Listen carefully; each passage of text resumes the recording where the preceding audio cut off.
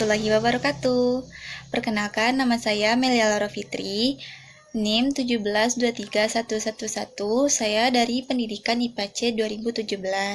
Baiklah, saya akan mempresentasikan hasil penelitian saya, di mana penelitian saya berjudul pengembangan modul berbasis inquiry based learning pada materi struktur dan fungsi tumbuhan untuk kelas 8 SMP. Tumbuhan terdiri dari konsep-konsep yang diajarkan secara teoritis dan pengamatan, dengan siswa diminta untuk mengamati dengan teliti, dan siswa harus memahami serta menyebutkan fungsi dari setiap objek yang diamati agar tercapainya tujuan dari pembelajaran.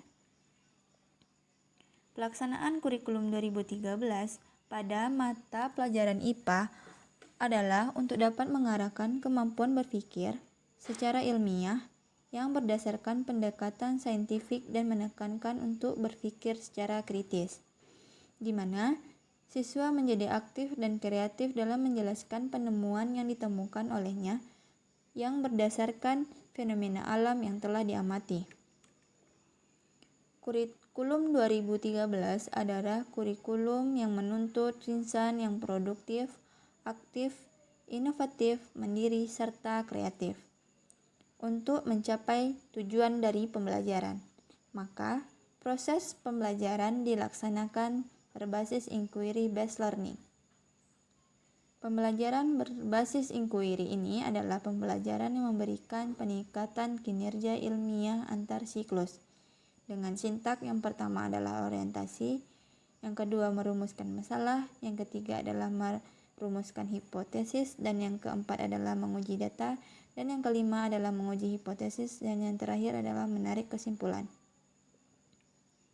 Model pembelajaran inquiry ini adalah pembelajaran yang memberikan kesempatan kepada siswa untuk mengkonstruk sendiri atau mengolah sendiri pemahaman dengan melakukan aktivitas yang aktif, atau peserta didik melakukan penyelidikan atau eksperimen secara mandiri.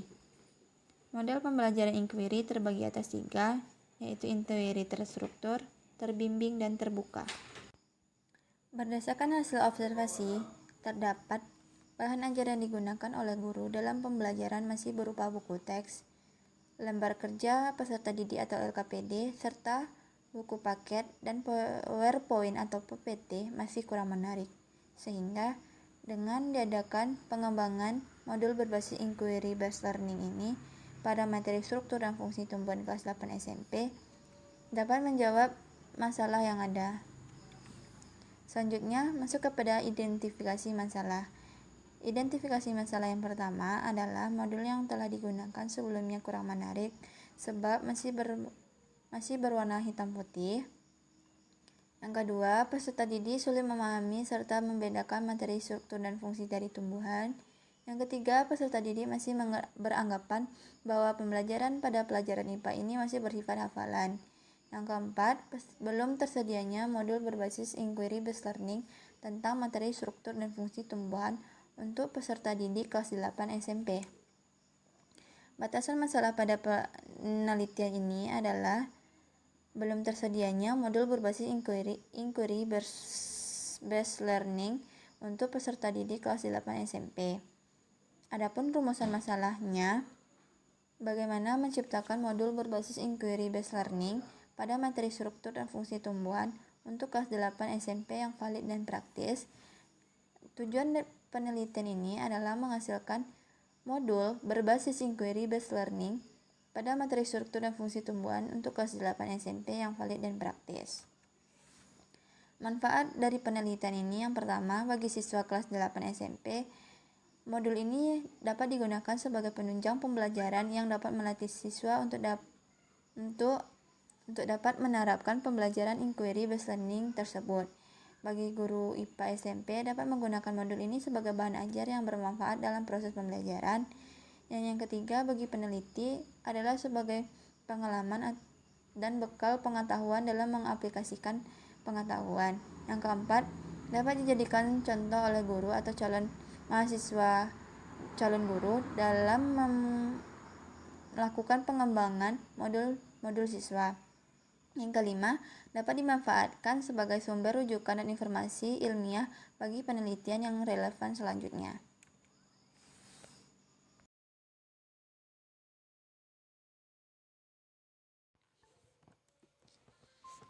Selanjutnya kita masuk pada kajian teori. Menurut Depdiknas 2008, bahan ajar merupakan seperangkat materi atau substansi pembelajaran yang disusun secara sistematis, yang menampilkan sosok utuh dari kompetensi yang dikuasai siswa dalam kegiatan pembelajaran, yang memungkinkan siswa dapat mempelajari suatu kompetensi atau KD secara runtut dan sistematis sehingga secara akumulatif mampu menguasai semua kompetensi secara utuh dan terpadu.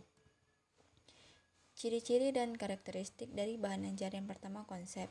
Konsep di sini adalah gagasan atau ide yang terdapat pada bahan ajar, prinsip, kebenaran dasar, definisi, kalimat yang mengungkapkan makna, data adalah keterangan, serta fakta peristiwa yang telah terjadi.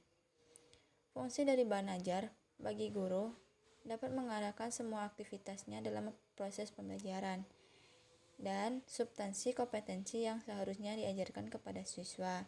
Sedangkan bagi siswa, mengarahkan semua aktivitasnya dalam proses pembelajaran.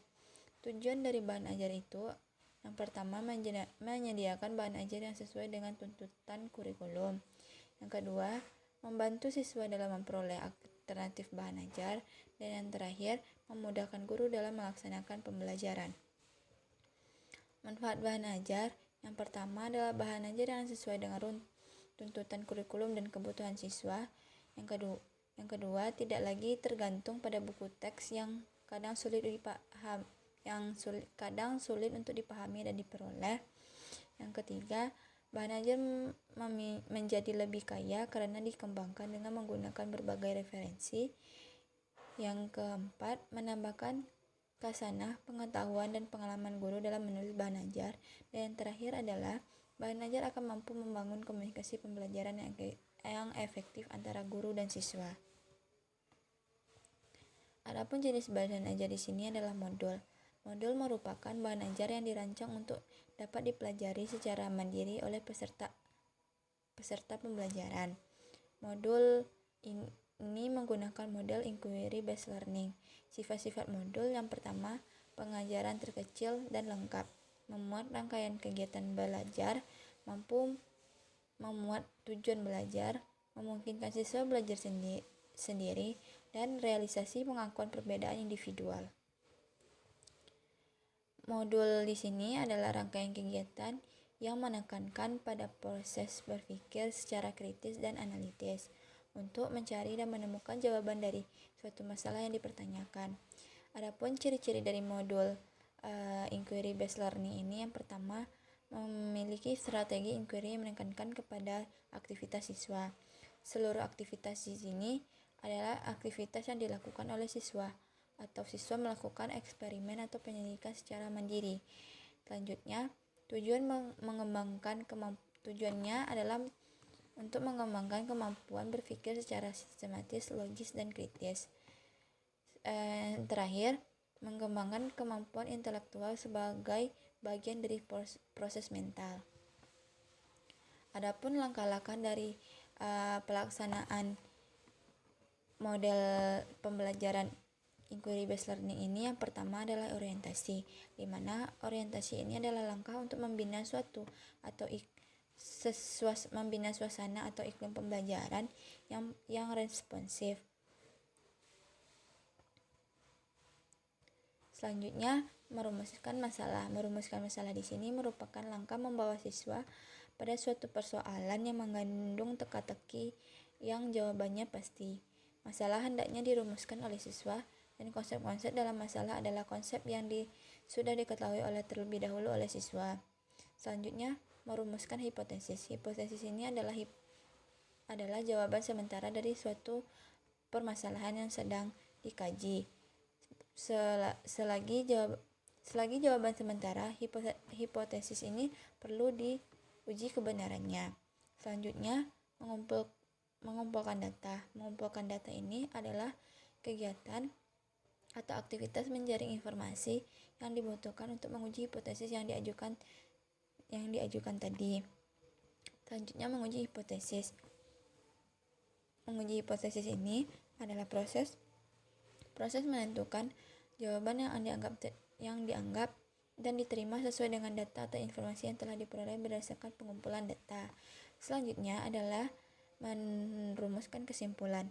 Merumuskan kesimpulan ini adalah proses mendeskripsikan temuan yang diperoleh berdasarkan hasil pengujian dari hipotesis. Nah, itulah langkah-langkah dari pelaksanaan model pembelajaran inquiry based learning. Metode penelitian. Jenis penelitian di sini adalah research and development atau R&D atau pengembangan. Objek dan subjek penelitian. Objek penelitian ini adalah modul, objek, struktur dan fungsi tumbuhan berbasis inquiry based learning untuk kelas 8 SMP. Sedangkan subjeknya adalah guru dan siswa. Data penelitinya bersumber dari angket, uji validitas, dan uji praktikalitas. Data ini termasuk data primer yang diperoleh langsung dari subjek penelitian. Adapun metode penelitian di sini, yang pertama instrumen penelitian. Instrumen penelitian di sini adalah angket uji lembar validitas modul berbasis inquiry based learning dan angket lembar uji praktikalitas modul berbasis inquiry based learning oleh guru dan siswa. Prosedur penelitian di sini adalah preliminary research atau investigasi awal yang terdiri atas analisis kebutuhan, analisis kurikulum, analisis peserta didik, dan analisis konsep, dan prototype step, pembentukan prototype, dan assessment step, yaitu tahap penilaian. Baiklah, hanya itu yang dapat saya sampaikan. Jika ada salah dan janggalnya, mohon dimaafkan. Di sini kita sama-sama belajar. Semoga untuk kedepannya lebih baik lagi. Wassalamualaikum warahmatullahi wabarakatuh.